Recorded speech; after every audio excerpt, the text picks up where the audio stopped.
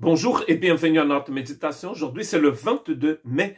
Je voudrais continuer de méditer avec vous dans nos doxologies. Et aujourd'hui, nous arrivons au livre de Jude. Et ces doxologies, en fait, viennent... nos méditations, notre méditation au mois de mai, elles sont basées sur Apocalypse chapitre 7 et verset 11. Et notre doxologie d'aujourd'hui se trouve donc dans Jude 24 et 25. Donc Jude n'ayant qu'un chapitre, donc les versets 24 et 25. Or, à celui qui peut vous préserver de toute chute et vous faire paraître devant sa gloire irréprochable et dans l'allégresse, à Dieu seul, notre Sauveur, par Jésus-Christ notre Seigneur, soit gloire, majesté, force et puissance dès avant tous les temps et maintenant et dans tous les siècles. Donc, quelle façon magnifique pour juste de finir en fait son épître qui est très courte avec une richesse incroyable, une richesse spirituelle incroyable avec des vérités qui sont vraiment très précieuses pour le croyant ici dans cette doxologie.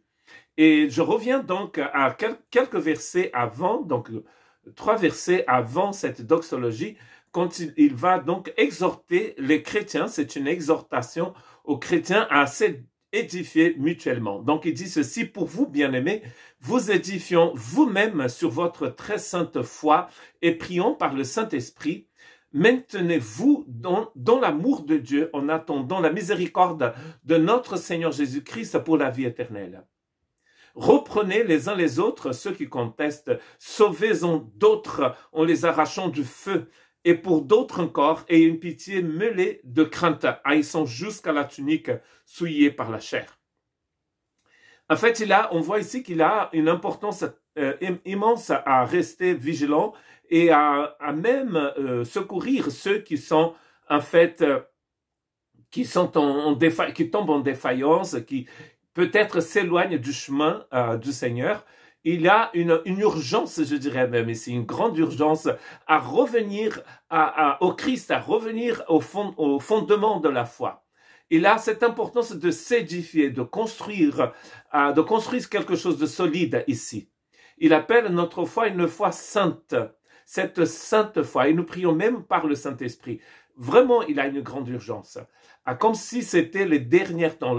L'épître est très courte, mais l'exhortation nous parle d'une grande urgence. Et il exhorte donc ces chrétiens qui vont s'édifier les uns les autres, qui vont se protéger en quelque sorte, qui vont prier les uns pour les autres. Il les encourage à se garder dans l'amour de Dieu, en attendant donc la miséricorde du Seigneur Jésus-Christ pour la vie éternelle. Notre temps est tellement court, n'est-ce pas? Ça passe tellement vite. Nous avons besoin de revenir à l'essentiel de l'évangile, mais je dirais même à l'essentiel de la vie. Car ce qui est beaucoup plus important que notre vie ici, c'est la vie éternelle. La vie éternelle que nous avons déjà maintenant et la vie éternelle qui nous attend en fait. C'est pour cela qu'il faut laisser de côté les contestations. Il faut laisser de côté nos différences, il faut laisser de côté ce qui est moins important pour garder ce qui est très important. On voit bien que c'est de cela dont il s'agit ici, parce que dans sa doxologie, il dit que Christ peut nous préserver de toute chute. Et il peut aussi nous faire paraître devant sa gloire irréprochable et dans l'allégresse. Donc, c'est-à-dire, on ne peut pas nous faire de reproches. Nous allons rester dans cette condition qu'est la nôtre en Christ Jésus, où personne ne peut nous faire de reproches. Pourquoi? Parce que celui qui vient à notre secours, c'est le Seigneur. C'est pour ça qu'il va chanter cette doxologie quand il dit à lui seul, notre Sauveur, par Jésus-Christ, notre Seigneur, soit la gloire. C'est lui qui peut nous préserver. C'est lui qui peut nous unir, nous aider à rester ensemble jusqu'au bout. Que Dieu vous bénisse.